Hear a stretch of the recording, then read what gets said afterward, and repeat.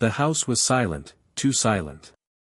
10-year-old Noah Carter lay curled on the living room sofa, paler than the morning light touching his face. His breathing was shallow.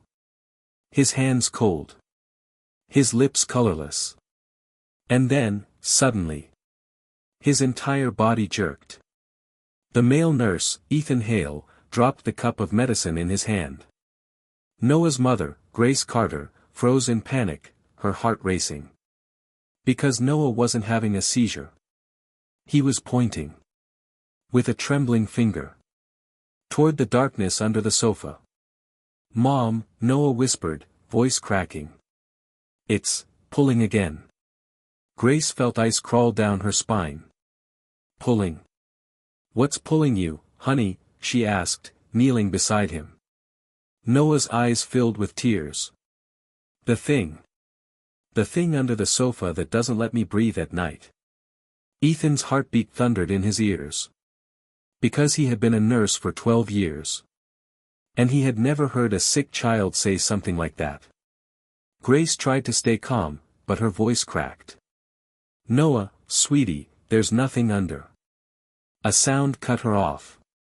A soft shift. A scrape. A breath.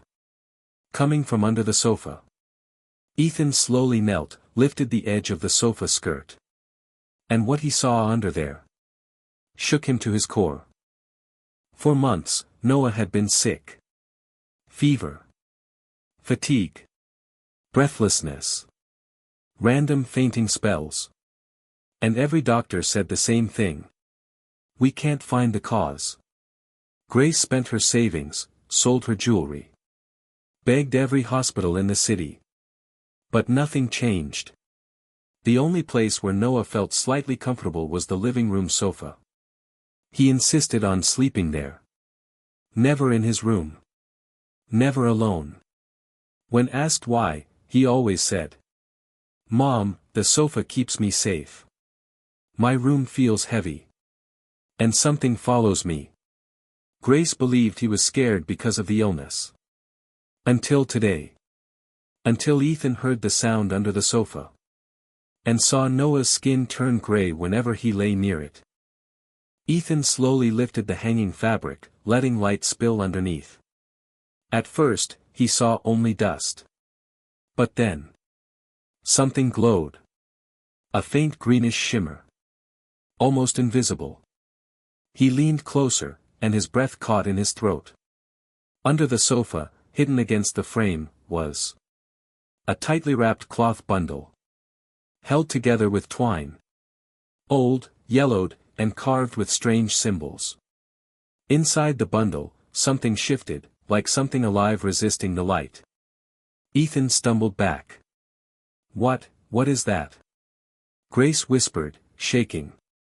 Noah whimpered, gripping his mother tightly. "That's what pulls me, Mom. Every night, it pulls." Grace's heart shattered. Ethan swallowed hard and carefully dragged the bundle out. The moment it cleared the sofa. Noah gasped and coughed violently, then suddenly took a deep, full breath. Color rushed back into his face. His eyes widened. "I can breathe," he whispered. Ethan stared in disbelief. Grace burst into tears. But none of them knew what the bundle meant. Or how long it had been there. Grace grabbed the bundle, trembling. "Who put this here?" "Why?" Ethan asked quietly. "Grace, when did Noah get sick?" Grace's face drained of color. "The day we moved into this house." Ethan nodded slowly. "And where did he sleep the first night?" Grace swallowed. "On this sofa. Because his room wasn't set up yet." Ethan's voice grew soft. "Grace, this was placed here before you moved in." Grace shook violently. But why would someone hide something under my sofa?" Ethan unwrapped the cloth with careful hands. Inside were a small leather pouch filled with dried lavender and blackened salt. A rusted locket with a photo of a crying woman. Burned paper with symbols that looked ancient. And a folded note, stiff with age. Grace opened the note. Her hands trembled harder with each line she read. The note said, "For the boy who should never heal. For the child who must carry the hurt meant for another." She dropped the paper in horror. "What kind of sick joke?" she whispered. Ethan's jaw clenched. "This isn't a joke, Grace. Someone intentionally placed this to drain Noah. And it's been working." Grace looked like she was about to collapse. "No, no. My son. Who would want to hurt my son?" Ethan lifted Noah gently. "Someone who wanted your hope to die. But it didn't." Noah breathed normally now, for the first time in months. Grace took Noah's hands. "Honey, how do you feel?" He blinked, confused. "I feel warm. Like something heavy is gone." Ethan's eyes filled. "Grace, your hope kept trying to break whatever this was. Every day you believed he would get better. It weakened this." Grace sobbed into her hands. "I never gave up. Not for a second." Ethan smiled sadly. "And that's why he's still here." The bundle, once glowing faintly, now looked dull, lifeless. Noah gazed at his mother. "Mom, your voice healed me. Every night you stayed awake beside me. I felt safe." Grace hugged him tightly, kissing his forehead again and again. "I would fight the whole world for you," she whispered. Ethan carried the bundle outside. But before he stepped out, Noah said, "Wait." He pointed to the rusted locket.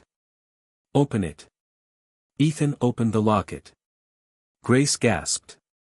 Noah froze. Inside was a tiny picture of Noah. From when he was 3 years old. A photo only one other person had. Grace's estranged sister. The one who always said Grace didn't deserve happiness. The one who disappeared 5 years ago. The one who resented Noah's existence. Grace collapsed into the chair, shaking violently. She did this. She really tried to hurt my son." Ethan placed a hand on Grace's shoulder. "She didn't succeed. Your love was stronger." Noah slept peacefully that night. On his own. Without gasping. Without trembling. Without the pull under the sofa. Grace watched him from the doorway, tears streaming down her face. Ethan whispered. "You saved him." Grace shook her head. "No, we saved him." But Ethan smiled. "No, Grace. Your hope did." And for the first time in 10 months. Grace slept without fear. Weeks passed. Noah grew healthier, stronger, brighter. He returned to school. He played again. He laughed again. One evening, Noah hugged his mother tightly. "Mom, did your hope really fix me?" Grace kissed the top of his head. "Hope, honey. And love stronger than anything hiding in the dark." Noah smiled. "So the sofa wasn't protecting me. You were." Grace's eyes softened. "Always." And as Noah ran toward the garden, the golden sunlight warmed the house. A home saved by a mother's unbreakable hope.